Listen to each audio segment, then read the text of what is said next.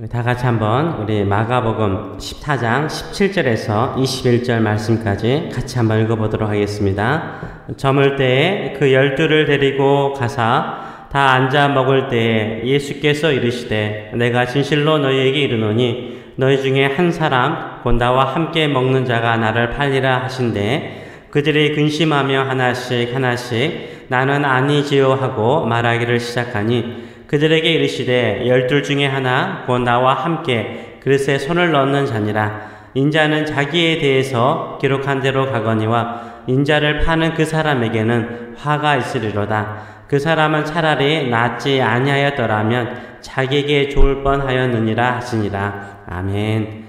오늘 이 말씀을 가지고 잘 태어나셨습니다 라는 제목으로 같이 은혜를 나누기로 합니다. 똑같은 크리스찬으로 살아가는데 어떤 사람은 하나님의 뜻과 목적을 이루는 인생이 있고 또 어떤 사람은 차라리 예수님을 믿지 않았으면 더 나았을 뻔한 사람들도 있죠. 아니 아예 태어나지 말았으면 좋을 뻔한 사람도 있습니다.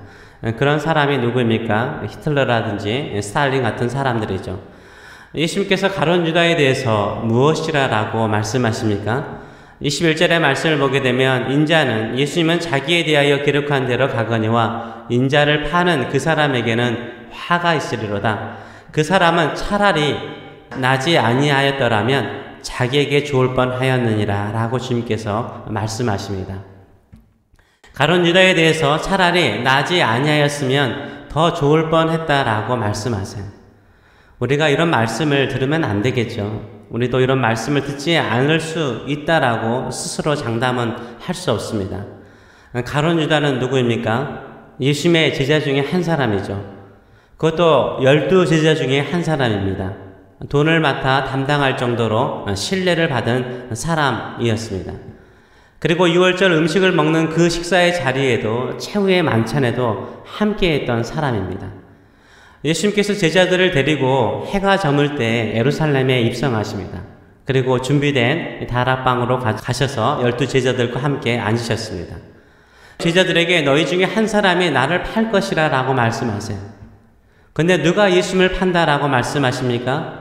예수님을 적극적으로 반대했던 반대자가 예수님을 판다라고 말씀하지 않아요. 예수님의 제자가 아닌 사람이 예수님을 판다라고 말씀하지 않으세요. 누가 예수님을 판다라고 말씀하십니까? 18절의 말씀을 보게 되면 너희 중에 한 사람, 12 제자 중에 한 사람 곧 나와 함께 뭐한 자요?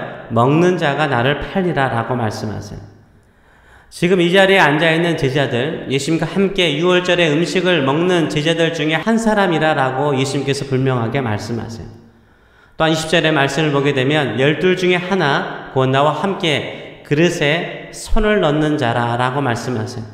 그 당시에 우리도 떡을 이렇게 먹을 때도 이게 초를 찍어 먹지 않습니까? 마찬가지죠. 그 당시에 빵을 먹을 때에도 이게 초 같은 소스의 그릇에 빵을 찍어서 적셔서 먹었다라고 말합니다.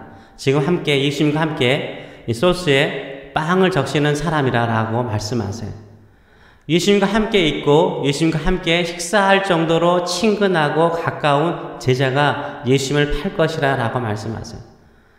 예수님을 판 가룟 유다는요, 예수를 믿지 않는 세상 사람이 아니었습니다. 예수님을 적극적으로 반대하고 핍박하던 대제사장들이나 서기관들이 아니었습니다. 예수님을 따랐던 제자였습니다. 예수님과 함께 3년 반 동안 함께 먹고 함께 있었던 제자였습니다.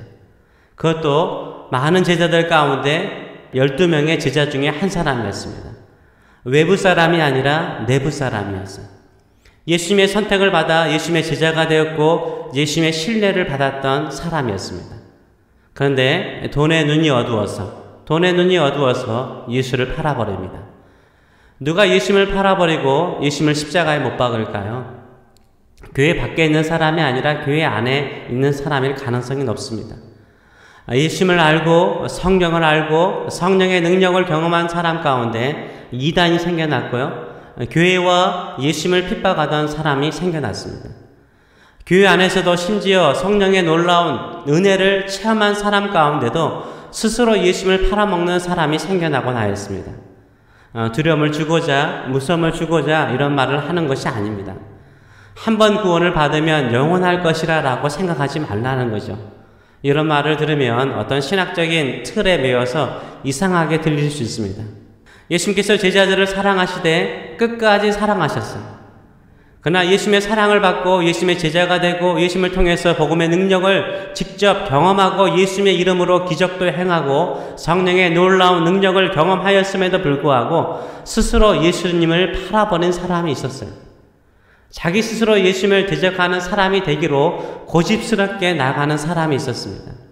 이 사람이 어디에 있습니까? 예수님의 12제자 중에 있었고요. 지금도 교회 안에 있을 수 있고요. 교회 밖이 아니라 교회 안에 있을 수 있어요. 예수님의 12제자 중에 한 사람 가룟 유다가 예수님을 팔아서 십자가에 못 박아 죽게 만들었는데 교회 안에도 이런 사람이 있을 수 있는 거죠. 히브리서 6장 4절과 6절의 말씀을 보게 되면 이렇게 말하죠. 한번 빛을 받고 하늘의 은사를 맛보고 성령에 참여한 바 되고 하나님의 선한 말씀과 내세의 능력을 맛보고도 타락한 자들은 다시 새롭게 하여 회개할 수 없나니 이는 그들이 하나님의 아들을 다시 십자가에 못 박아 드러내놓고 욕되게 함이라 라고 말하고 있어요. 누가 하나님의 아들 예수님을 다시 십자가에 못 박아 드러내놓고 예수님을 욕되게 합니까? 누가 예수님을 다시 십자가에 못 박아 드러내놓고 예수님을 욕되게 합니까? 한번 빛을 받은 사람이에요. 그냥 빛이 아니죠. 하나님의 은혜의 빛을 맛본 사람이에요. 하늘의 은사를 맛본 사람이에요. 땅의 은사가 아니에요. 하늘의 은사를, 특별한 은사를 경험한 사람이에요. 심지어 성령의 강력한 역사를 경험한 사람이에요. 또한 하나님의 선한 말씀, 그 말씀이 얼마나 선한 것인가를 경험한 사람이에요. 내세의 능력까지도 맛본 사람이라고 말하고 있어요. 하나님의 말씀도 잘 알고 내세의 능력도 한번 경험해 본 사람이에요. 그런데 뭐 해버려요? 타락해버려요. 벗어나버려요. 예수님을 버려요. 예수님을 부인하고 심지어 대적하기까지 합니다. 이런 사람이 있습니까? 없습니까? 있다라고 성경은 분명하게 말하고 있어요. 실제로 우리가 도저히 이해할 수 없는 사람이 갑자기 성령을 부인하고 예수님을 부인하고 교회를 대적하는 경우를 얼마나 많이 있는지 몰라요. 예수님께 가룟 유다가 있었다면 사도 바울에게는 알렉산더라는 사람이 있었어요. 이 알렉산더라는 사람도 초창기에는 사도 바울을 적극적으로 도와줬던 사람이에요. 사도 바울이 뭐라고 말하죠? 나에게 해를 많이 입혔다라고 말해요. 같이 성령의 놀라운 능력과 복음을 위해서 살았던 사람이 나중에는 사도 바울의 가시와 같은 사람이 되었습니다.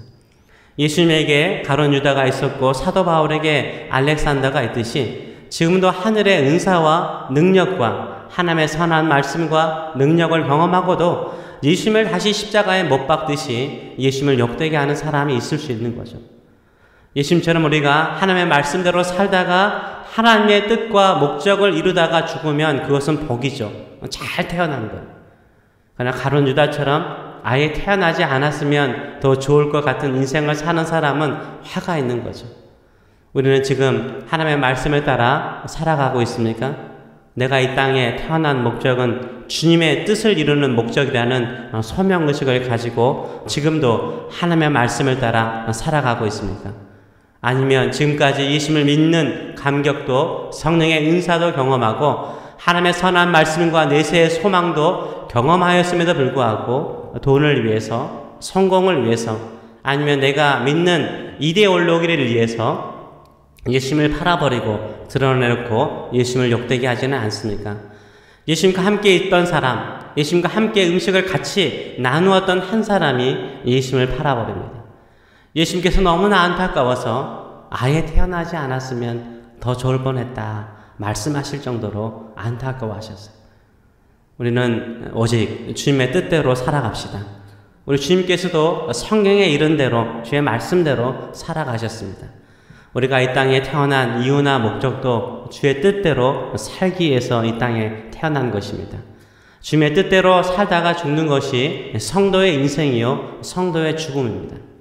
사도행전 13장 36절 우리가 좋아하는 다윗은 어떤 인생을 살았어요? 사도행전 13장 36절 사도 바울의 설교죠. 거기에 다윗을 이렇게 소개하죠.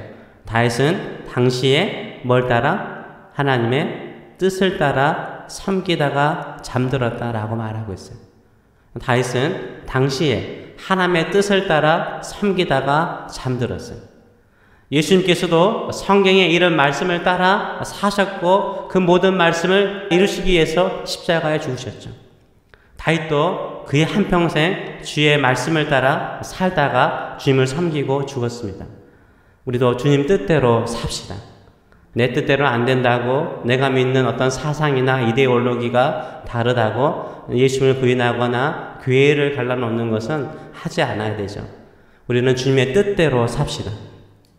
주님 뜻대로 살기로 했네. 주님 뜻대로 살기로 했네. 주님 뜻대로 살기로 했네. 뒤돌아서지 않겠네. 누가 가장 잘 태어난 사람입니까? 주님의 뜻대로 사는 사람. 주님의 뜻대로 사는 사람이 이 땅에 아주 잘 태어난 사람이에요.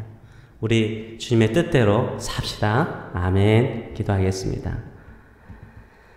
살아계신 하나님 아버지, 우리가 이 땅에 태어난 목적은 주님의 뜻대로 살다가 주의 말씀대로 살다가 주의 말씀을 이루며 살다가 주님 곁에 가는 것이 가장 복된 출생이요 또 삶의 인생인 줄 믿습니다. 우리가 살다 보면 나름대로 우리의 욕심이 생기고 우리의 야망이 생기고 또 우리의 목적이 생길 때가 많습니다. 그래서 교회에 와서 성경을 보거나 기도하거나 우리의 뜻을 관철하려고 또 우리가 원하는 것을 얻고자 노력할 때가 참 많습니다.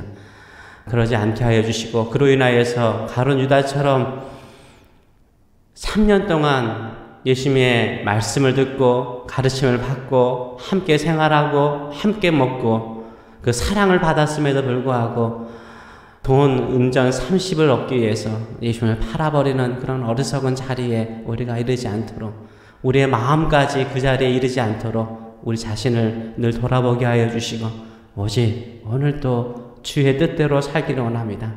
다윗처럼 이 당시에 주의 뜻대로 살고 주님을 섬기다가 한평생 섬기다가 우리가 주의 곁에 가는 인생들 될 수 있도록 축복하여 주시옵소서. 오늘 이 새벽에 나와서 기도합니다. 주의 뜻을 구합니다. 성령께서 이 자리에 임하여 주셔서 주의 뜻대로 간구하고 주의 뜻을 이루는 인생들 될 수 있도록 은혜도 하여 주시옵소서. 감사드리며 예수님의 이름으로 기도합나이다. 아멘.